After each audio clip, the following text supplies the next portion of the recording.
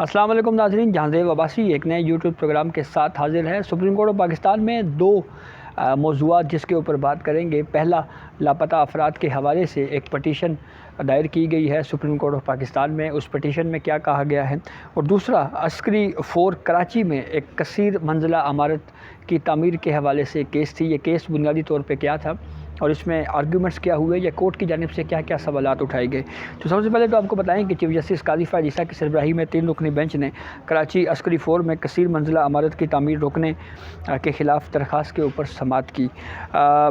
اس کا back ground یہ ہے کہ سندھ ہائی کورٹ نے عسکری فور میں پارکنگ ایریا میں کثیر منزلہ عمارت تعمیر کرنے سے روکنے کا حکم دیا تھا، اور اس سندھ ہائی کورٹ کے فیصلے کے خلاف آرمی ہاؤسنگ ڈائریکٹوریٹ نے جو ہے وہ سپریم کورٹ آف پاکستان میں اپیل دائر کی تھی۔ سپریم کورٹ نے آرمی ہاؤسنگ ڈائریکٹوریٹ کی درخواست ناقابل سماعت قرار دے کر خارج کی ہے۔ اس کیس میں کورٹ نے کچھ سوالات بھی اٹھائے ہیں۔ ایک سوال یہ اٹھایا گیا کہ آرمی ہاؤسنگ ڈائریکٹوریٹ کا قانونی جواز کیا ہے، یعنی یہ کس قانون کے تحت یہ ڈائریکٹوریٹ بنی ہے، اور کیا آرمی ہاؤسنگ ڈائریکٹوریٹ کے قانونی وجود سے متعلق آئین، رولز آف بزنس یا کسی اور قانون میں اس کا ذکر موجود ہے۔ اس کے اوپر ایڈوکیٹ عابد زبیری نے یہ موقف اختیار کیا کہ آرمی ہاؤسنگ ڈائریکٹوریٹ صدارتی آرڈر 1982 کے تحت وجود میں آیا، اور چیف جسٹس آف پاکستان نے پھر یہ سوال اٹھایا کہ جو صدارتی آرڈر جس کا آپ حوالہ دے رہے ہیں اس میں آئین و قانون کا حوالہ کہاں ہے، اور پھر کورٹ نے یہ سوال بھی اٹھایا کہ کیا آرمی ہاؤسنگ ڈائریکٹوریٹ کے قانونی وجود بارے آئین، رولز آف بزنس یا پھر کسی قانون میں کوئی ذکر ہے، اور پھر ایک سوال یہ بھی اٹھایا گیا کہ یہ پرائیویٹ وکیل اس کیس میں پیش ہو رہے ہیں، حالانکہ یہ وفاقی حکومت کا ایک ادارہ ہے، تو کیا وفاقی حکومت کے ادارے اپنے کیسز میں پرائیویٹ وکیل ہائر کر سکتے ہیں۔ سپریم کورٹ نے یہ درخواست جو ہے وہ خارج کی ہے، سندھ ہائی کورٹ کا فیصلہ برقرار رکھا ہے۔ لیکن یہاں پہ ایک اہم ڈیولپمنٹ یہ بھی ہے کہ حال ہی میں آپ نے دیکھا ہوگا کہ 2 بلوں کے اوپر کافی زیادہ کنٹروورسی کریٹ ہوئی کہ صدر مملکت نے کہا میں نے سائن کر دیے ہیں، کبھی کہا سائن نہیں ہوئے۔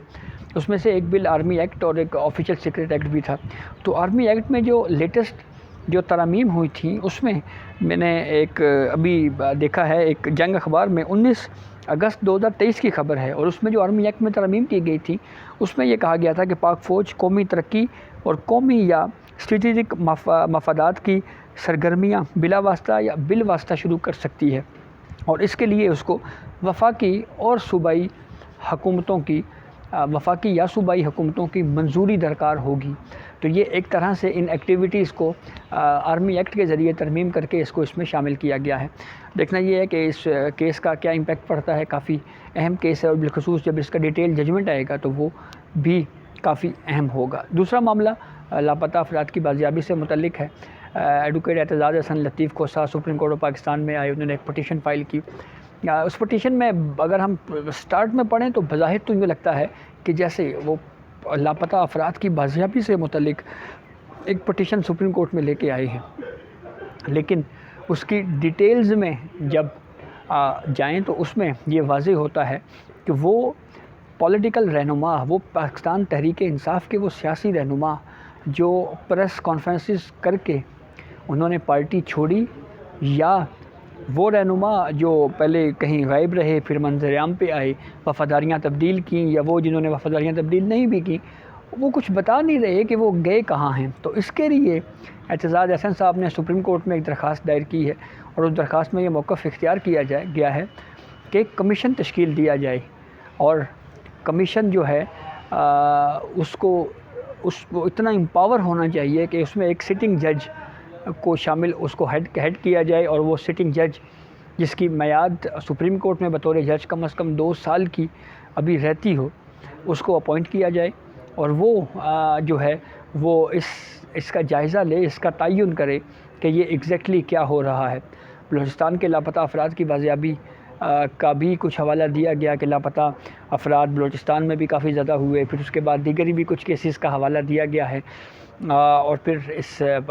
جو petition supreme court of Pakistan میں دائر کی گئی ہے اس میں بنیادی جو فوکس رہا ہے وہ پاکستان تحریک انصاف کے کارکنان یا ان رہنماؤں کا رہا ہے، اور اس کے بعد پھر ایک ارلی ہیئرنگ کی درخواست بھی دائر کی گئی ہے، اور اس میں یہ موقف اختیار کیا گیا ہے کہ اس کیس کو جلد سماعت کے لیے مقرر کیا جائے۔ لاپتہ افراد ایک بہت اہم معاملہ ہے، ایک اہم کیس ہے، ایک اہم مقدمہ ہے، جو بے شمار درخواستیں جو ہیں وہ مختلف عدالتی فورمز کے اوپر موجود ہیں۔ ہم نے دیکھا کہ ماضی میں اس معاملے کے اوپر کچھ کیسز ٹیک اپ کیے جاتے رہے، لیکن پھر بیچ میں گیپ آیا اور ایک طویل وقت تک یہ کیسز سماعت کے لیے مقرر نہیں ہو سکے۔ یہاں پہ اسلام آباد میں لاپتہ افراد کی بازیابی کے حوالے سے آمنہ مسعود جنجوعہ جو ہے وہ کافی کام کرتی رہی ہیں۔ انہوں نے مختلف پٹیشنز، مختلف فورمز کے اوپر رجوع کی، سپریم کورٹ آف پاکستان میں بھی کئی درخواستیں ان کی جانب سے دی گئیں، مگر اس کی سنوائی نہ ہوئی۔ تو اب اس کے علاوہ بھی کچھ کیسز ہیں، جیسے میں نے آپ کو ایک پچھلے ویلاگ میں بھی بتایا تھا کہ chief justice Peshawar high court مرحوم وقار سیٹھ نے ایک فیصلہ دیا، اور اس فیصلے کے خلاف پھر اس وقت کی وفاقی حکومت نے سپریم کورٹ آف پاکستان میں اپیل فائل کر دی۔ جی ہے، یہ حکومت تھی پاکستان تحریک انصاف کی، جو آج وہی تحریک انصاف سے والے اب لاپتہ افراد کی بات کر رہے ہیں۔ اس وقت جب یہ معاملہ کافی زیادہ عروج پہ تھا تو اس وقت اس طرح کا موقف نہیں اختیار کیا جاتا تھا۔ پاکستان تحریک انصاف کے دور میں بھی پروٹیسٹ ہوتے رہے، مظاہرے ہوتے رہے کہ لوگوں کو اغوا کیا جا رہا ہے، اس کے اوپر کوئی سٹیپ نہیں لیے گئے، کوئی ان لوگوں کی داد رسی نہیں کی گئی۔ ریڈ زون میں بھی کئی مرتبہ پروٹیسٹ ہوا اور اس میں یہ مطالبہ کیا جاتا رہا کہ لاپتہ افراد کی بازیابی کی جائے۔ تو اب یہ معاملہ اگر سپریم کورٹ آف پاکستان اگر ٹیک اپ کرتی ہے تو یہ بہت اہم کیس ہوگا، اور اس میں پورے خاندان جو ہیں وہ یہ ان کا معاملہ ہے، اور بالخصوص سپریم کورٹ آف پاکستان ماضی میں کچھ فیصلے دے چکی ہے جن میں یہ قرار دیا جا چکا ہے کہ جو لاپتہ افراد ہیں ان کو کسی بھی شخص کو جبری گمشدہ کرنا یہ انسانیت کے خلاف ہے۔ سابق چیف جسٹس افتخار محمد چودھری کے دور میں لاپتہ افراد کے بہت سے کیسز کو ٹیک اپ کیا گیا، لیکن اس طرح سے ان لوگوں کو ریلیف نہ مل سکا۔ ملاقاتیں کچھ لواحقین کی ضرور اس وقت ہوتی رہیں، لیکن اگر ہم مجموعی طور کے اوپر بات کریں تو یہ بہت اہم ایشو ہے، اور اس کے اوپر کوئی بہت زیادہ جوڈیشری کی جانب سے کوئی اقدامات نہ کیے گئے۔ تو اب کی بار اب دیکھنا یہ ہے کہ چیف جسٹس قاضی فائز عیسیٰ کیا ان کیسز کو ٹیک اپ کرتے ہیں، دیگر جو کیسز ہیں کیا ان کو بھی ساتھ کلب کیا جاتا ہے، اور اگر ان کو کلب کر کے سنا جاتا ہے تو پھر کوئی بہت اہم ڈیولپمنٹ اس معاملے کے اوپر ہو سکتی ہے۔ بلوچستان، کے پی، سندھ، پنجاب، پورے ملک میں کہیں نہ کہیں یہ کیس ہر دور میں رپورٹ ہوتے رہے ہیں۔ اگر ہم صرف اسلام آباد کی بات کریں تو ایک بڑا فیمس کیس جو کافی عرصے سے اسلام آباد ہائی کورٹ میں زیر سماعت ہے، پینڈنگ ہے، مدثر نارو کا کیس، وہ بھی ابھی تک اس حوالے سے کوئی اپڈیٹ ہمارے سامنے نہیں آئی۔ تو لیٹس سی اس معاملے پہ کیا سپریم کورٹ آف پاکستان کیا سٹیپ اٹھاتی ہے۔ تو یہ اب تک کی اپڈیٹ تھی جس سے ہم نے آپ کو آگاہ کیا۔ بہت شکریہ۔